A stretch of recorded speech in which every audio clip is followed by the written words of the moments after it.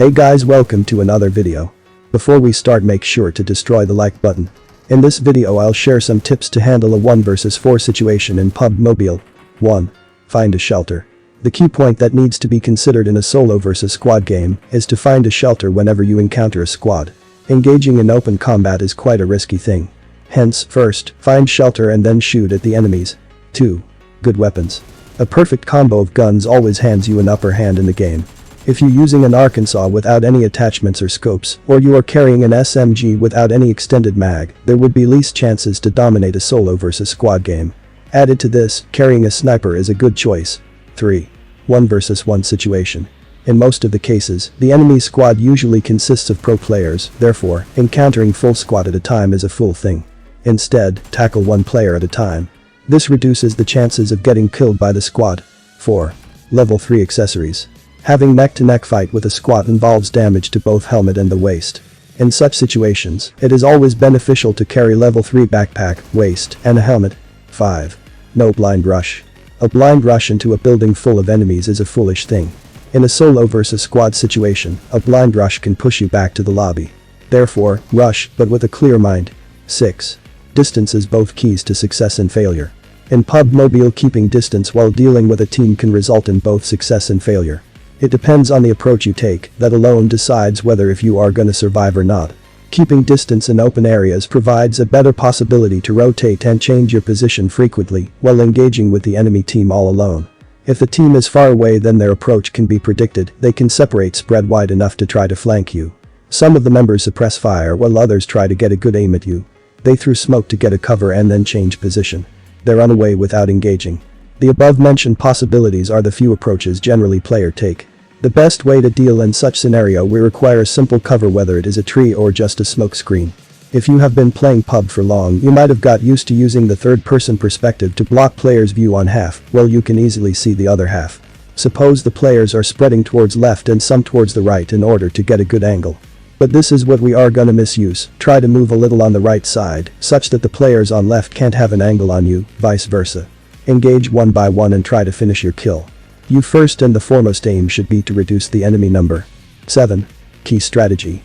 The most important thing to do in this mode is to try to not draw attention to your current position. Don't land on any hot spots. It is best to hit the ground far away from the flight path on some small unnamed locations. While a completely remote building is nice, you would ideally want to get some kills before the squad completed looting. Your landing spot should be adjacent to a big town hotspot. Squads often rely on their numbers and pick some of the hottest zone possible. Avoid staying out in the open for a longer period and make sure you always have cover spots in the vicinity. The firepower of a squad is immense and you don't want all 4 of them to notice you.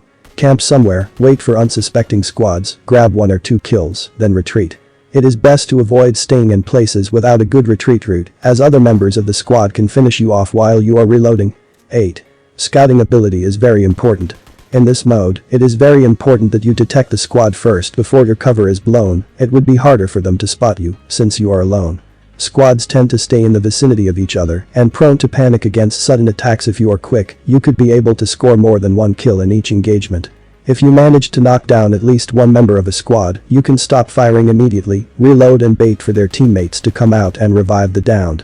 If your location is known, you can even use that time to reposition yourself for another attack. Grenades can either work as an AoE damaging ability or a distraction tool. You can throw a grenade in another direction to distract your enemies. Don't try to finish a squad member unless you have killed all their teammates. Those few seconds are enough for them to come back and finish you off. 9.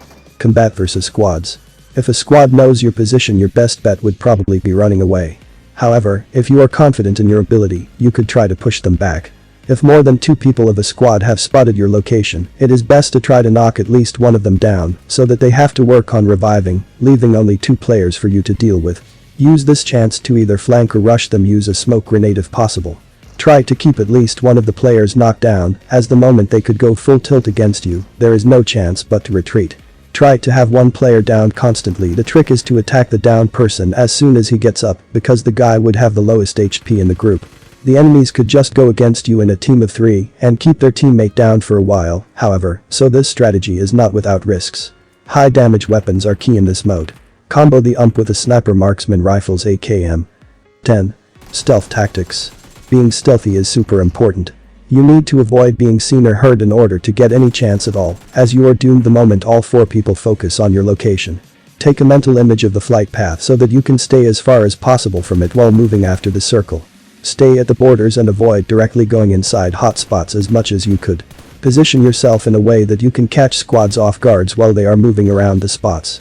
Don't try to get the supply drops as you don't have the numbers to go against them. Try to ambush when they go for the crate instead. Keep a watch from a nearby vantage point. 11. The final circle. This is the most tricky part of this mode. In this phase, you must hide at the edge of the circle and let the squads fight each other to the death. As long as you manage to do that, your opponents at the end would only be like 3 or 4 damaged people, which is not too hard to take down. Don't engage even if you spot players, only do that if you have no other choice. 12. Positioning. Positioning is very important in Pubg Mobile, which can lead you to either victory or failure. The one who learns to rotate and change position in ᴜᴏᴜᴛ's battleground is the one who can get out of any situation in the game. He can even deal with a solo versus team situation with ease. I am going to discuss scenarios and how you should position in such situations. So, at first, let's talk about a 1 versus 4 situations in a small town or any place with buildings. The first and foremost thing that you should do to improve your position is to get knowledge on the below mentioned list. Take school for an example. A total number of buildings in the area. Check out each and every building room thoroughly. You should learn and remember every window and door and hiding points in that room or the overall building. Use a gun with at least a 3x scope and scout the area which is visible through the window. Mark all the spots with cover. Check if there is any way to enter the building without any normal means. Like jumping from another building to a building. As in our example in school building, one can easily enter the first or second floor of the swimming pool building by jumping from the edge of the main building roof. Anyway, that's all I got for this video. Make sure to subscribe to my YouTube channel right now. Just click on the subscribe button below this video. Let me know what video should I make next by leaving a comment below right here.